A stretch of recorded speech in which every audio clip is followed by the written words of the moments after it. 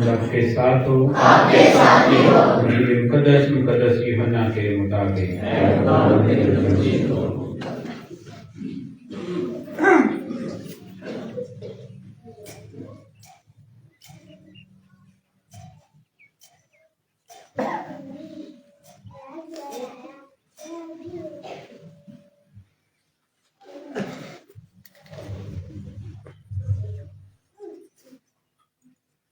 उसका तीसरा बाब 14वीं आयत से लेकर 21वीं आयत तक। उस वक्त यीशु ने निकोदेमस से कहा, जिस तरह मूसा ने सांप को बियाबान में बुलंद किया, उसी तरह जरूर है कि इब्ने इंसान भी बुलंद किया जाए, ताकि जो कोई उस पर ईमान लाए हलाक ना हो बल्कि हमेशा की जिंदगी पाए। क्योंकि खुदा ने दुनिया को ऐसा प्यार किया कि उसने अपना इकलौता बेटा बख्श दिया, ताकि जो कोई उस पर ईमान लाए हलाक ना हो बल्कि हमेशा की जिंदगी पाए। क्योंकि खुदा ने बेटे को दुनिया में इसलिए नहीं भेजा कि दुनिया पर फतवा दे, बल्कि इसलिए कि दुनिया उसके वसीले से निजात पाए। जो उस पर ईमान लाता है उस पर फतवा न दिया जाएगा, लेकिन जो उस पर ईमान नहीं लाता उस पर फतवा हो चुका, क्योंकि वो खुदा के इकलौते बेटे के नाम पर ईमान ना लाया। और फतवा ये है कि नूर दुनिया में आया और आदमियों ने तारीकी को नूर से ज्यादा प्यार किया, क्योंकि उनके काम बुरे थे। क्योंकि जो कोई बदी करता है वो नूर से दुश्मनी रखता है और नूर के नजदीक नहीं आता, ऐसा ना हो कि उसके काम नुमाया हों। मगर वो जो सदाकत पर अमल करता है नूर के नजदीक आता है, ताकि उसके काम नुमाया हों, क्योंकि वो खुदा में किए गए हैं। इंजील मुकद्दस के वसीला से हम सबके गुनाह मुआफ किए जाएं।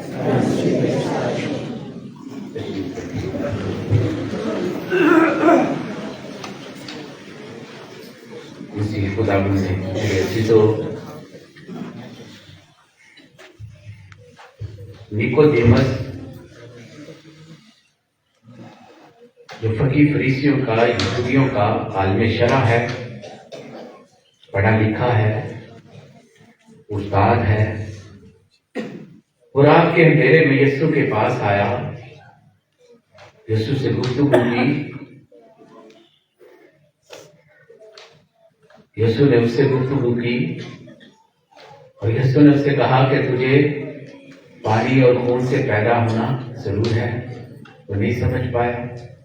वो कहता है कि इंसान जब बड़ा हो और कैसे बूढ़ा हो, वो कैसे मां के पेट में जा सकता है।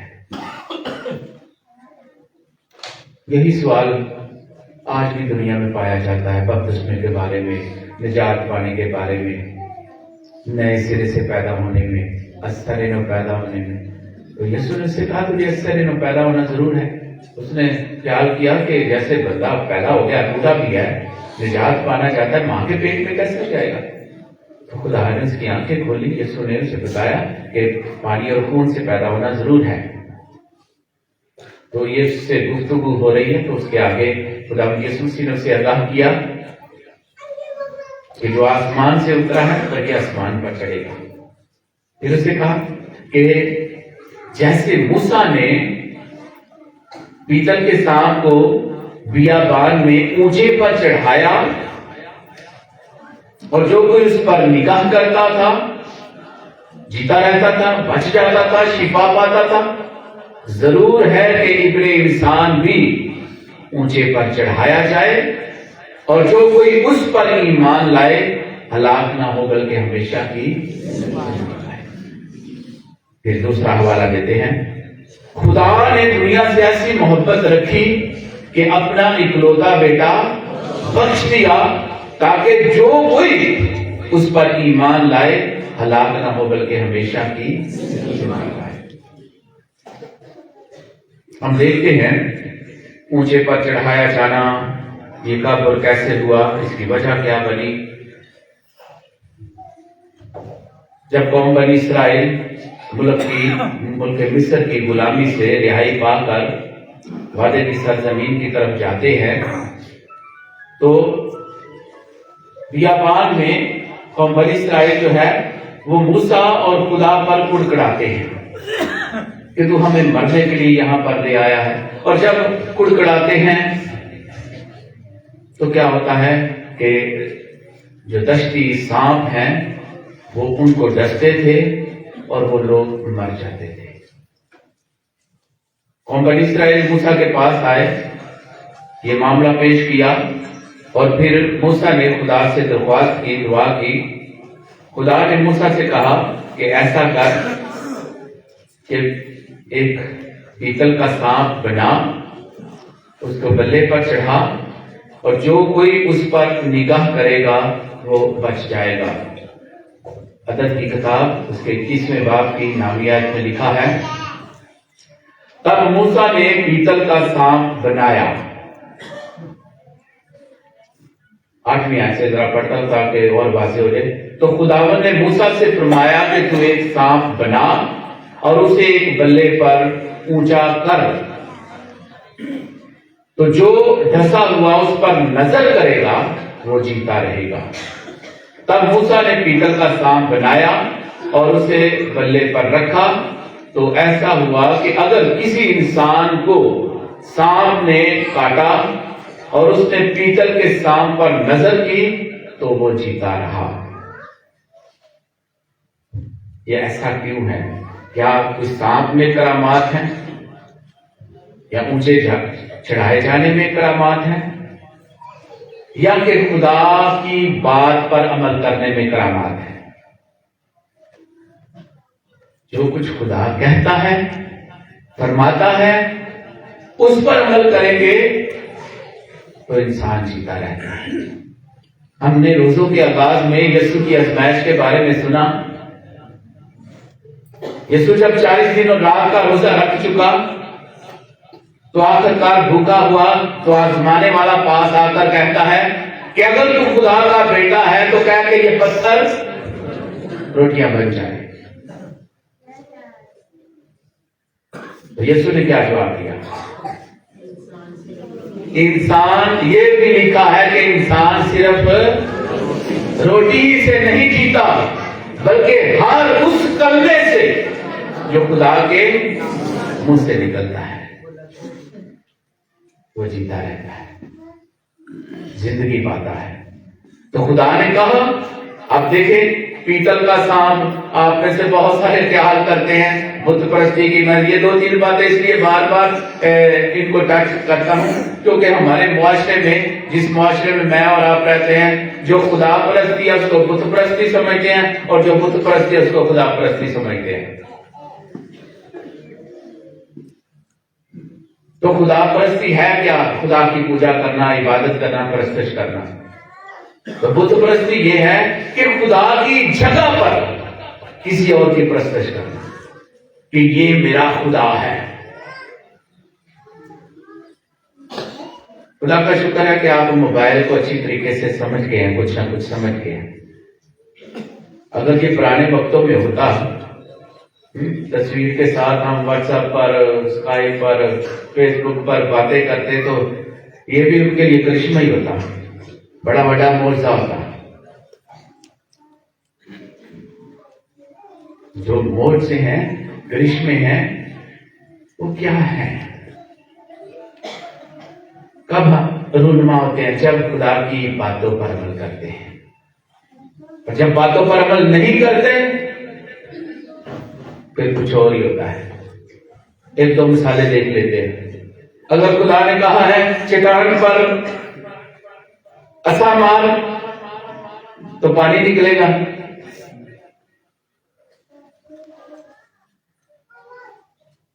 تو غصے میں اگر 2 مار دیے جائے تھے، 1 کہا ہے تو 1، 2 کہے تو 3 کہے تو 3. اگر پہلا کلسم کو چھڑی مار 2 حصے ہو جائے گا، معجزہ ہے. یہ حکم ہو جائے اور آپ کو ہوتا تو شاید 1 کا حکم ہوتا، ہم 2، 3، 4، 5 کئی مارنے شروع کر دیتے. حکم 1 کا ہے تو 1 ہی ہے. اس میں زندگی ہے، اس میں شفا ہے، اس میں سب کچھ ہے۔ کہنے کا مطلب یہ ہے کہ ہر اس کلمے سے انسان جیتا ہے جو خدا کے منہ کا کلام ہے، اس سے انسان جیتا ہے۔ اس پر عمل کرنے سے، اس کو سننے سے شفا ملتی ہے، صحت ملتی ہے، زندگی ملتی ہے۔ لیکن ہو سکتا ہے کہ میری اور آپ کی زندگی میں خدا کا کلام کہیں اور ہو، تو ہماری عبادت یا ہماری پرستش کہیں اور ہو۔ ٹھیک ہے، کلام بھی زندگی میں ہونا چاہیے۔ تو خدا نے موسیٰ کو حکم دیا کہ مجھے پر ذرا تھوڑا سا اس کو بھی دیکھ لے کہ پیتل کا سانپ تراش کر بنا تھا یا ویسے ہی بنایا اوپر سے آ گیا؟ ہاں جی، تراش کر بنا۔ تو حکم کیا ہے؟ اس سے پہلے حکم کہ تو تراشی ہوئی مورت نہ بنانا۔ اب یہ بھی تراشی ہوئی مورت ہے۔ اب یہاں پر جب لوگ شفا پاتے تھے، لوگوں نے سانپ کی پوجا شروع کر دی تھی یا خدا کی؟ خدا کی پوجا ہے، خدا کی باتوں کو ماننا خدا کی پوجا ہے۔ اور اس کے بعد کیا ہوتا ہے؟ جب تک حکم پر عمل کیا سب نے شفا پائی، جس نے نکاح کی جیتا رہا۔ لیکن جب انہوں نے اس سانپ کو پوچھنا شروع کر دیا کہ یہ ہمارا خدا ہے، پھر بت پرستی میں بدل گیا۔ اور حزقیل بادشاہ کے دور میں جتنے بھی ستون تھے، بما یہ جو گلے پر چڑھایا وہ پیتل کا سانپ تھا، سب برباد کر دیے، ختم کر دیے، بت پرستی ختم کر دی۔ اس لیے بتانا یہ چاہتا ہوں کہ خدا کی پوجا، خدا کی جگہ پر اگر کوئی اور چیز کو ماننا شروع کر دے کہ یہ تم میرے خدا ہو، خواہ وہ درخت ہے، سورج ہے، چاند ہے، ستارے ہیں، انسان ہے، موبائل ہے، کچھ بھی ہو، تو یہ بت پرستی ہے۔ تو خدا یسوع مسیح آج ہمیں اس سے آگے ایک سبق دیتے ہیں کہ ضرور ہے کہ ابن انسان بھی مجھے پر چڑھایا جائے۔ یہ کراس ہے، سلیب ہے، جس پر یسوع کا اسٹیچو ہے، مسیح کا مصلوب ہے۔ ادھر بھی یسوع فرماتا ہے کہ جس طرح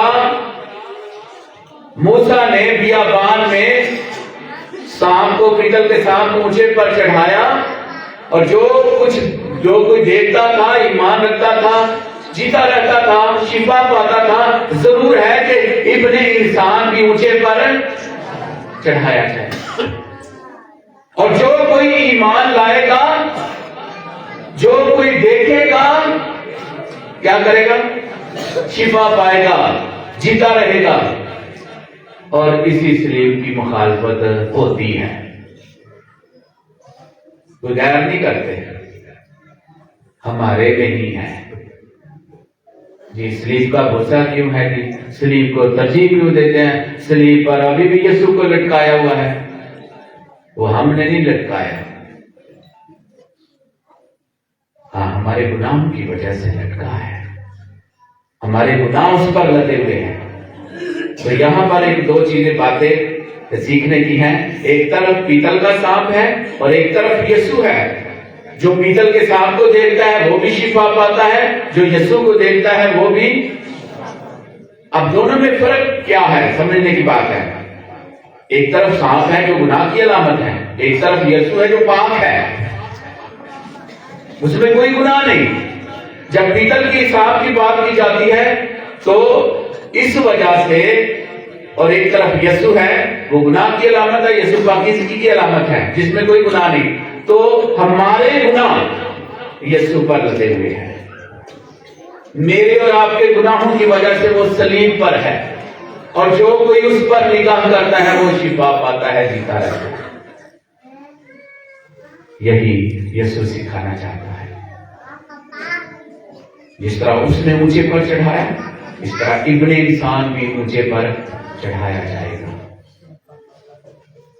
اب تھوڑا سا آگے سبق دیکھتے ہیں۔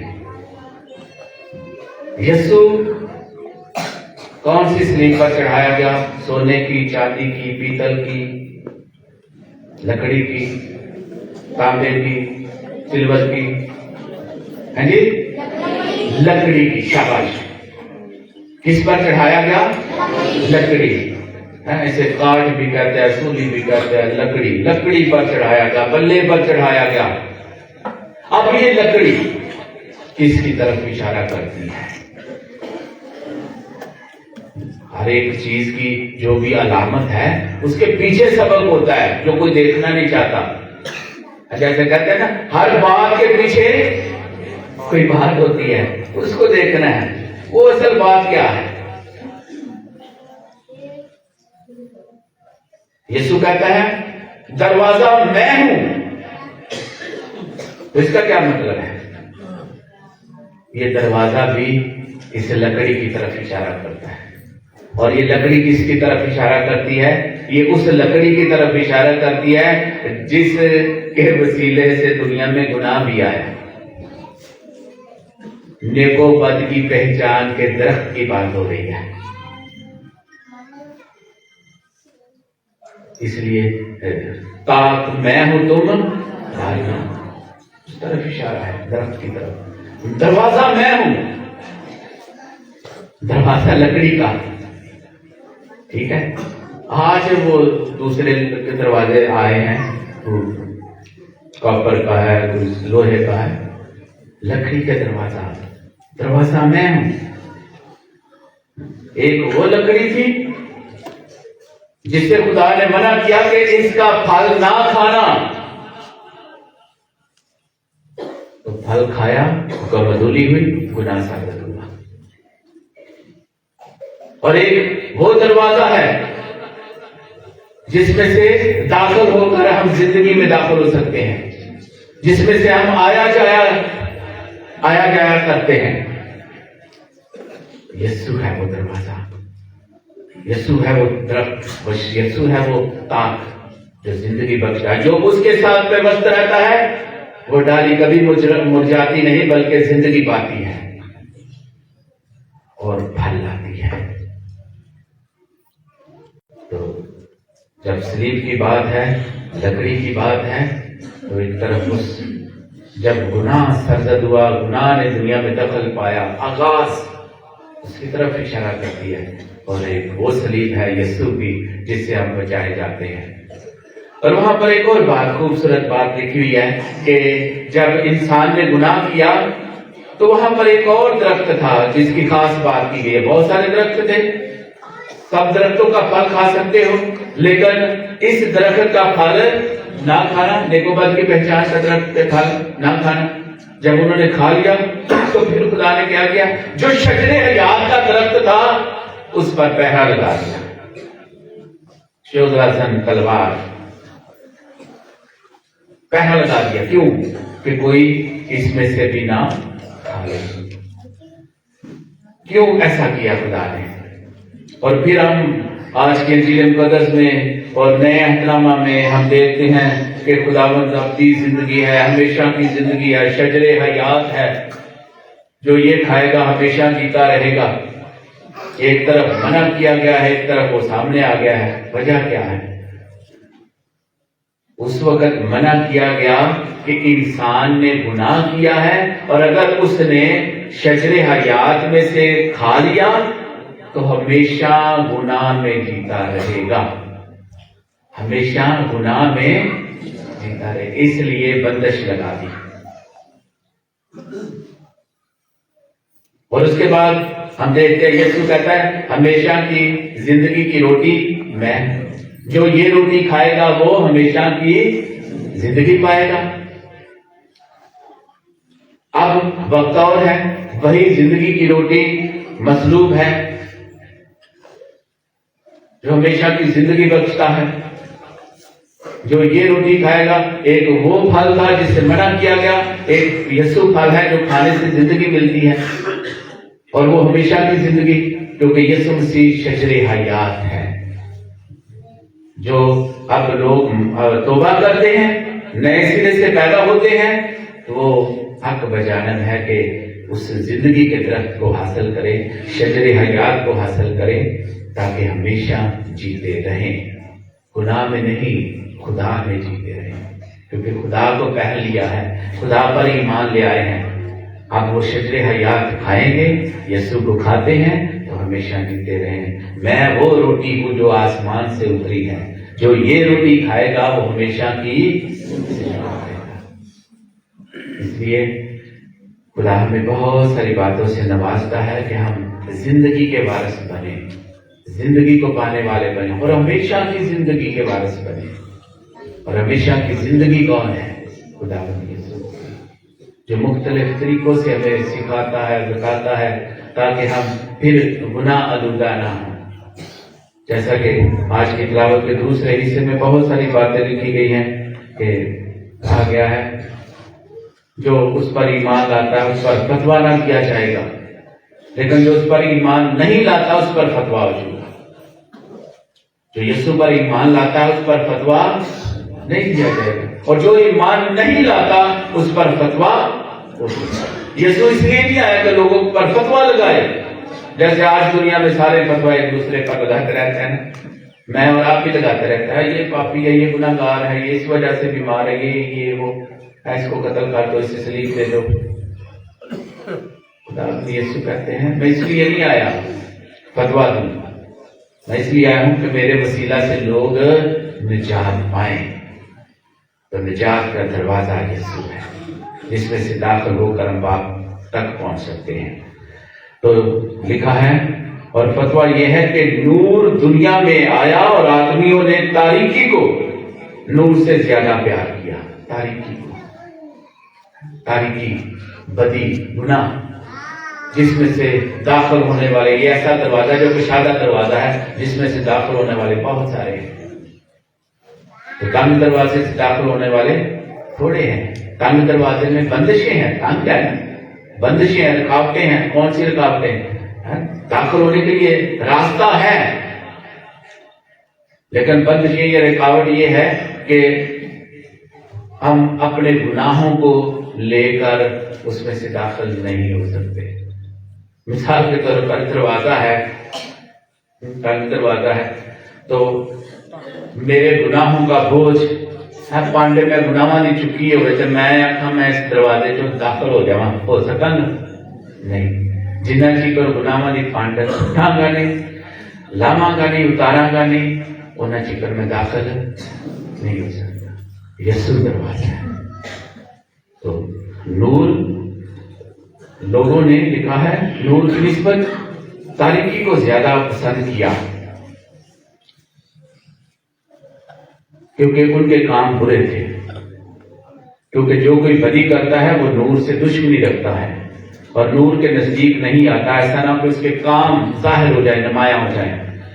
मगर वो जो सदाकत पर अमल करता है नूर के नजदीक आता है, ताकि उसके काम नुमाया हों, क्योंकि वो खुदा में किए गए हैं। खुदा से दुआ करे कि खुदा हमें अपनी रोशनी अता करे। यीशु जो दुनिया का नूर है, उस नूर की रोशनी में, उस नूर के पीछे चलते जाएं, उसी नूर को फैलाने वाले बने। मसीह खुदावंद के वसीला से।